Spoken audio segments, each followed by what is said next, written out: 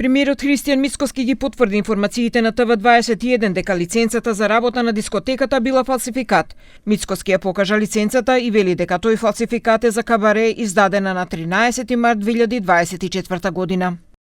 Имате ли сознание кој ја издал таа фалсификувана лиценца? Да. Дали е Министерството за економија? Да, Министерството за економија. Подпишана е тогашниот државен секретар Разменот Чекич Дурович. Мицкоски за овој случај најави робусна акција на сите дискотеки и локали кои одржуваат забави, а рече и дека ќе одговара секој кој што на било кој начин е вмешан во случајот. На прашањето дали тој чувствува одговорност, Мицкоски рече дека прво ќе се справи со корумпираниот систем, па потоа народот ќе одлучел.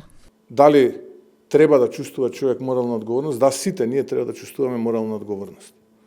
Дали само јас треба да чувствувам? Ако е тоа потребно, еве и тоа го прифаќам, целата морална одговорност на мене нека биде. Но прво ќе го поразам овој систем, односно ќе биде како што треба, односно сето ова кое што денеска го започнуваме ќе вроди со плод, а потоа нема поголем суд од судот на народот на избори. Мицкоски сепак одговорност не најде дека директорот на државниот пазарен инспекторат кој не извршил контрола за лиценцата, ниту пак за градоначалникот на Кочани Љупчо Папазов, кој дозволил дискотеката да работи без потребните основни услови.